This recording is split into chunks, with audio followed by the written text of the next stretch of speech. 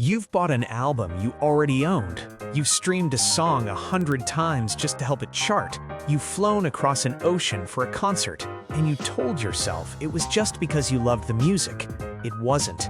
You were running an algorithm, one designed 600 years ago, in a country that learned the hard way that survival requires something contracts can never guarantee. Its name is Jeong, and without knowing it, you're already inside it. This is K-Logic, and today we decode the Feelconomy. There is a question that economists, cultural analysts, and travel journalists have all missed. They have documented the numbers extensively. BTS generates an estimated $5 billion annually for the Korean economy. The global K-beauty industry is projected to reach $18 billion by 2026.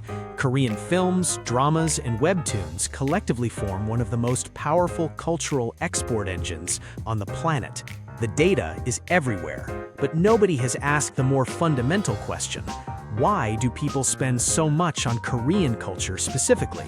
The standard answers, quality production, relatable storytelling, strategic marketing, are true but incomplete. They describe the output without explaining the engine.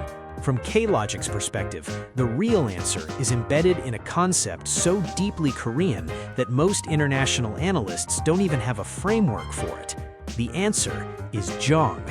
In our previous analysis, we decoded Jeong as Korea's most powerful emotional infrastructure, an invisible social adhesive that binds individuals into a single organism through deliberate, sustained emotional debt.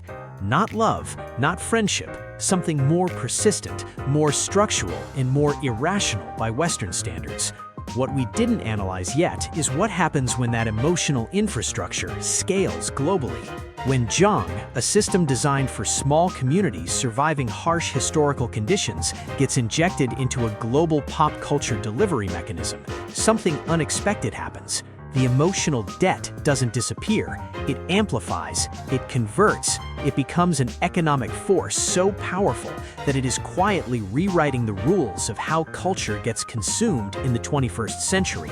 Korea didn't just export products, it exported a feeling that makes people want to keep paying. That system has a name. K-Logic calls it the Feelconomy.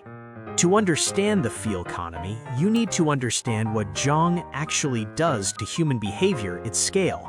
Recall the core mechanic. Jeong operates through the deliberate maintenance of emotional debt.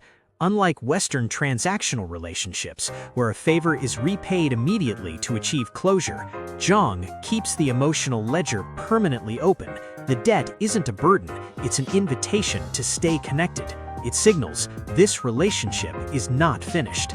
Now observe what happens when this mechanic gets embedded into K-culture consumption. A first-time K-drama viewer watches a show. The production quality is high, the storytelling is emotionally precise, and the cultural nuances feel foreign but fascinating. Standard entertainment consumption. Transaction complete. But then, something unexpected happens. The viewer starts noticing the behind-the-scenes content, the making-of documentaries, the fan meetings, the subtle moments where the creators and performers reveal vulnerability, exhaustion, gratitude, self-doubt, human data that Western entertainment factories are trained to hide. This is not accidental. It is a deliberate Jeong injection.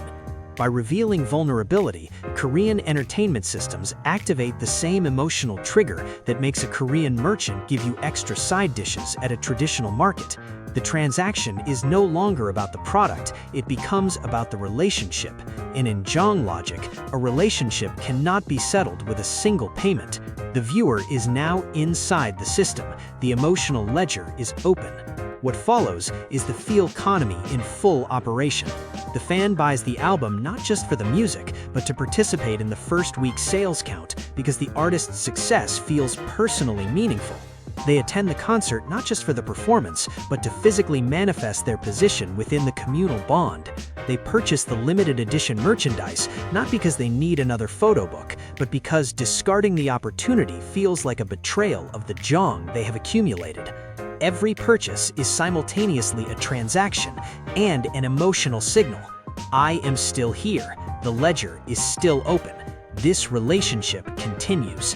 This is why K-culture monetization operates at a fundamentally different efficiency level than Western entertainment.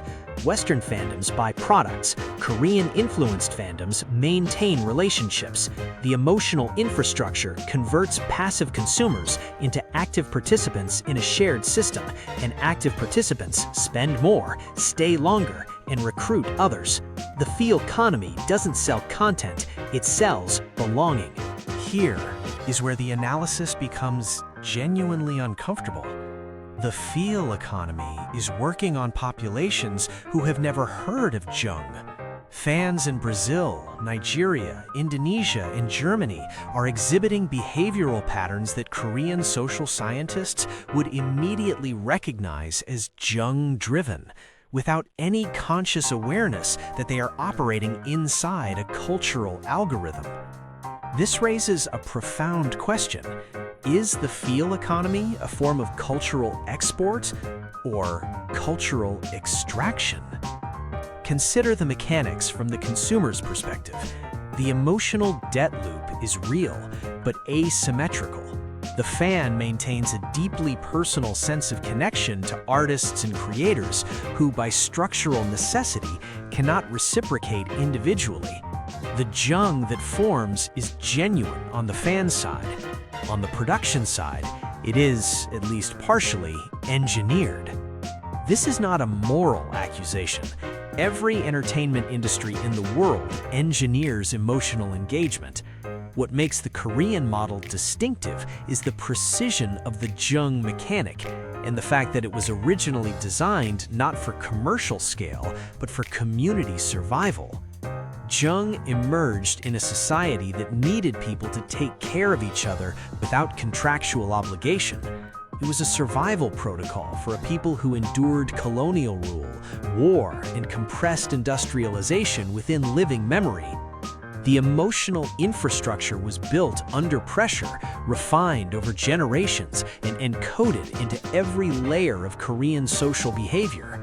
When that infrastructure gets exported through K-drama, K-pop, and K-beauty, it carries its original function. It makes people feel genuinely cared for. It generates real warmth, real loyalty, real community. The international fans who camp outside concert venues for 24 hours are not irrational. They are responding to a system that was specifically designed to make humans feel indispensable to each other. The paradox of the feel economy is this: it works so well globally precisely because it is so authentically Korean. The warmth is not manufactured, it is transmitted from a culture that learned through centuries of collective hardship that human connection is the only infrastructure that never fails. The feel economy is not a Korean export strategy. It is a signal. In an era defined by algorithmic isolation, where social media maximizes engagement through outrage rather than connection, where streaming services optimize for passive consumption rather than communal experience, where economic systems reward individual accumulation over collective stability, the global appetite for K-culture is telling us something important. People are hungry for Jeong. They just don't have a word for it. The 14 million Koreans who watched The King's Warden weren't just consuming a historical drama, they were participating in a collective affirmation that procedural justice matters, that how you build something is as important as what you build. The millions of international fans who organize around K-pop artists are not just buying music, they are constructing communities with the density and warmth that modern urban life has systematically dismantled. The feel economy succeeds because it offers something the global market is desperately undersupplying: the experience of mattering to a system that remembers you. For the modern traveler arriving in Korea, this analysis changes everything. The merchant who gives you extra banchan is not being randomly generous. The local who insists on walking you to your destination is not wasting their time. The stranger who checks if you've eaten is not being intrusive. They are nodes in an emotional infrastructure that has been maintained, refined, and transmitted across generations precisely because someone somewhere understood that cold efficiency alone cannot build a society worth living in. Korea didn't just build semiconductors and streaming platforms, it preserved an emotional operating system that the rest of the world is only now beginning to recognize it needs. The feel economy is not Korea's export strategy. It is Korea's answer to what happens when you optimize only for speed and forget to optimize for warmth. K-Logic will continue decoding the invisible systems that make Korea one of the most logically fascinating societies on the planet, because the blueprint was always there. We just needed the right framework to read it.